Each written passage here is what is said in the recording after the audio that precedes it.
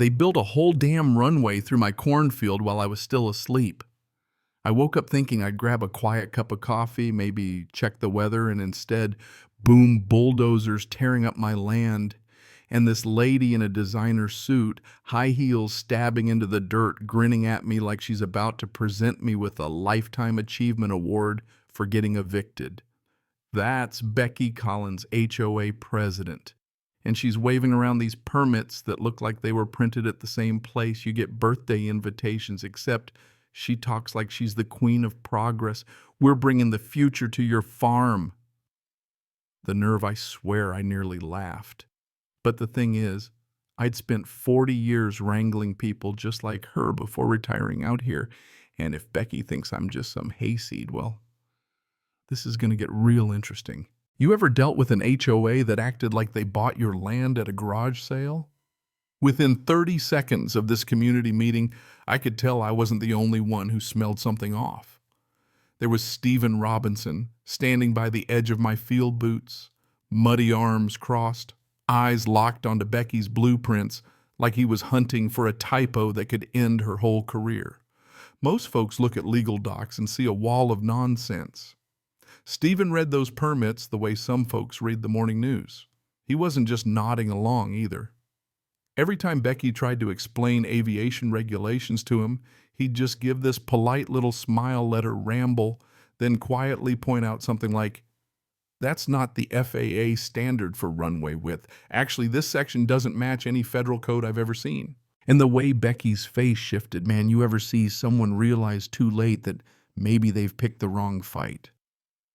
She started with that, "I'll explain it to you slowly" voice, but Stephen, well, let's just say the more she talked, the deeper the hole got.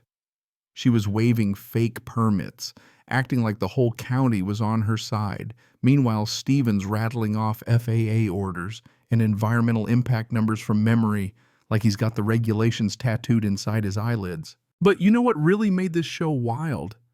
Every single side character was playing their own game.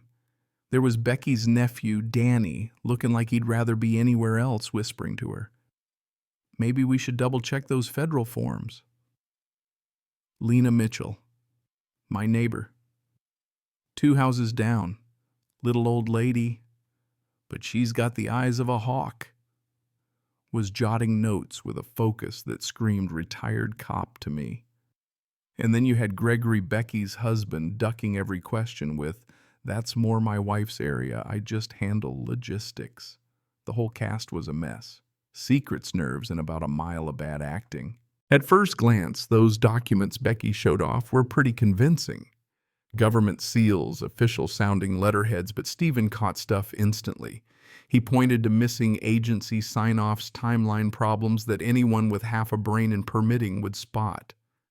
I found myself listening closer and closer, trying to catch every word he said.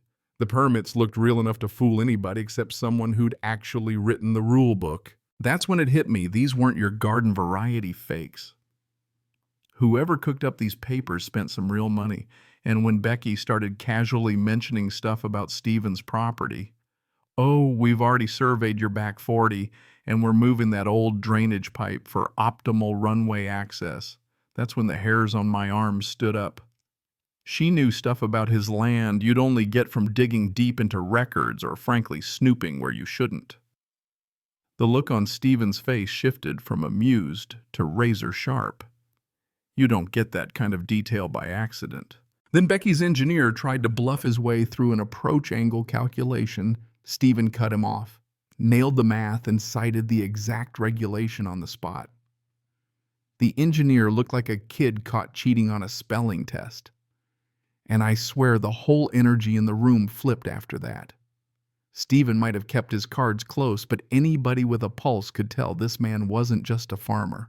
While the bulldozers kept roaring, I couldn't help thinking this isn't just about some rich lady wanting to park planes. It felt like a chess game, and every piece was moving behind closed doors. Stephen and Becky kept circling each other, both hiding more than they showed, and the rest of us. We were just starting to see the edges of the board. That night, when I saw Stephen slipping out of his house, dark clothes moving low, pausing at every shadow, I realized just how far this went. He checked for cameras, skirted motion lights, snapped photos of equipment permit boards, serial numbers, and every accidentally left out document in the work trailers. This wasn't amateur hour. Stephen had the instincts of a pro. He was building a case piece by piece, and he knew exactly what the feds would want to see if this blew up. Meanwhile, Lena was running her own quiet investigation. She wasn't just watching from her kitchen window. She kept meticulous logs who arrived when they left, what got delivered. When she offered Stephen her notes, you could tell she'd done this before, probably on bigger fish than Becky. And Danny. That poor kid was torn to pieces inside, knowing his aunt was up to her neck in trouble but trapped by family ties. Becky's operation wasn't just shoddy paperwork. She was running investor parties for the local rich pitching exclusive aviation community, like it was the next Silicon Valley, collecting massive deposits before a single plane ever touched down. The deeper Stephen dug, the uglier it got. Shell companies missing HOA funds, government bribes hidden as consulting fees. And always, always the pressure on neighbors to sell their land for the good of the community, especially the elderly, the vulnerable folks who'd spent their whole lives out here.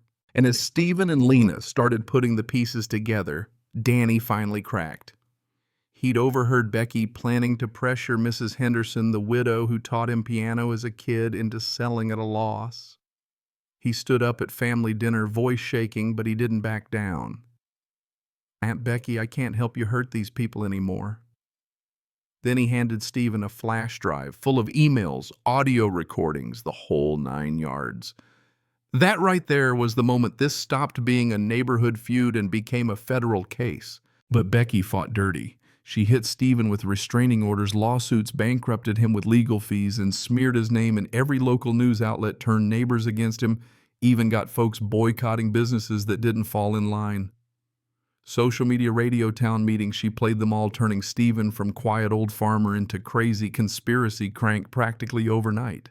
Even Danny got cut off his own family, treating him like a traitor. Through it all, Becky kept the construction rolling at a frantic pace, ignoring every environmental rule in the book, betting she could finish the runway before the law caught up. She even hosted a victory party media, everywhere investors lining up, Becky grinning for the cameras like she'd won the Super Bowl.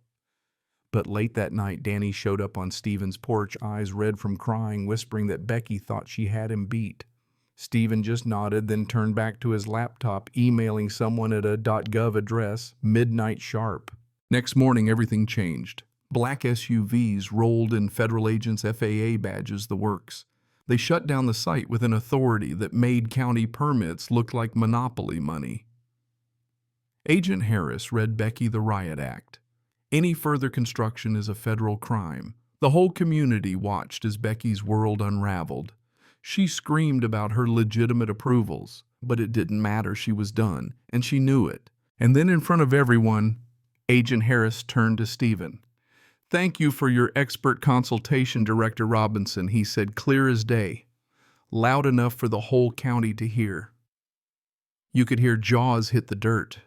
Turns out the quiet farmer was actually director of the Federal Aviation Administration, the very person who writes the rules Becky thought she could bend. Becky, in shock, finally understood why nothing worked. She'd tried to scam the one man in America with the power to stop her cold. What happened next? Federal indictments, dozens of charges, fraud, bribery, elder abuse. Becky's assets were frozen, her reputation torched, and every stolen dollar was returned to the community. The folks who'd stood up Lena Danny, they got recognition and protection. Every crooked official got the boot, and the message was clear. Federal law will always be stronger than local corruption. Stephen, he just went back to tending his farm, waving off the reporters, finally getting that quiet life he wanted, knowing he'd saved his neighbors and set a federal precedent so this never happens again. The last thing he said to the camera stuck with me. Sometimes the person you try to ruin is the only one with the power to save you from yourself. So, what do you think was Becky's downfall? Just karma, or do we need more Stephen Robinsons in this world? Drop a comment below. Tell me, what does justice look like where you live?